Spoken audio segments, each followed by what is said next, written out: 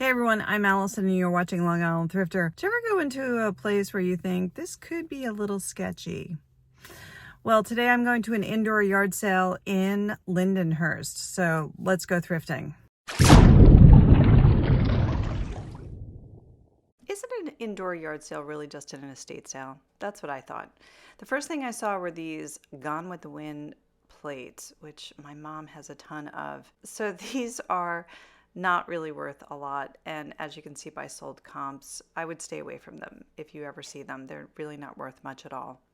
The kitchen was definitely filled with a lot of glassware and jars, and as I wandered around the house, I realized that this sale had been going on for many weekends already, so there really wasn't a lot to look at.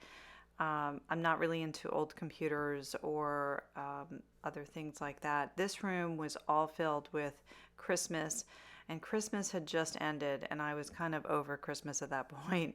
There wasn't really anything to see that I thought would be a good flip at this point.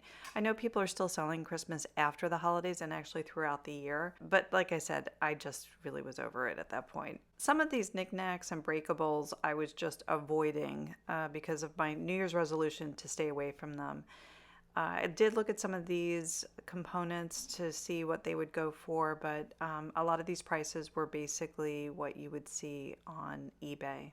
I love these mid-century mod chairs. They were in great condition. Obviously, I don't have the room for them, but I thought they were great. And then the next day on Instagram, vintage.vagabond, which is based here on Long Island, had bought them and they were reselling them. I follow them on Instagram all the time, and they have really wonderful pieces that they post all the time. Really fun stuff. So I made it home alive from the indoor yard sale. It turned out it was a pair of sisters who were cleaning out their parents' home, and there wasn't a lot left. I mean, there was some furniture and some things like that, but I walked away with this. It's a little creamer, a restaurant creamer that would have been put like on a diner table with cream in it for your coffee. It would have sat all day, just all day long, not on ice or anything, just the cream inside.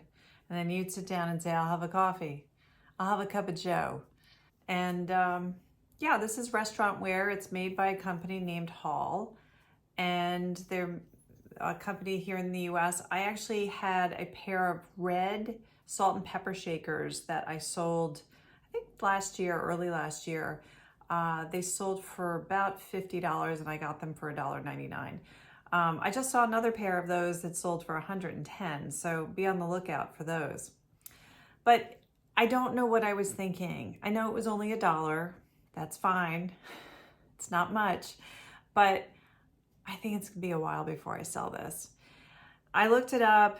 There were a little over 60 for sale, and about 15 have sold in the last 90 days, one for $10. So that's the most it'll go for, $10. And then after my time, my energy, and the fees, I may make $1 off of this. I don't know what I was thinking, but it's not going into a landfill. I will sell this. I'm determined to now. Let's take a look at a few things that sold this week. I sold this plush wolf named Atka, which was new with tags, for $20, and I bought it for 50 cents at a Goodwill in Granger, Indiana. So I think that was a pretty good flip. I sold a Pyrex glass reverse handle Eames era pitcher for $34.99. I don't remember how much I bought it for, but I think it was about $3.99 or $4.99. So also a pretty good return on that one. I also sold this Willow Blue Staffordshire, England serving dish. However, I have not been paid for it yet. I've sent the buyer a note just saying, hey, if you want me to ship it out tomorrow, I can do that, just, pay for the item. It's been a couple days, so I'm hoping that they are going to pay for it. Otherwise, I have to put a cancel in. I don't know if this has happened to you. Drop a line below. It's happened to me a couple times where they just nope, they don't. It's like they pretend that it didn't happen. Like they didn't press, yeah, I want to buy it. I don't know. I haven't wrapped it up yet. I haven't done anything. I'm just waiting for the person to pay for it, and then I will gladly ship it out.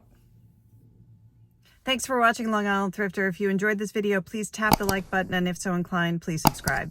Until next time, keep on thrifting.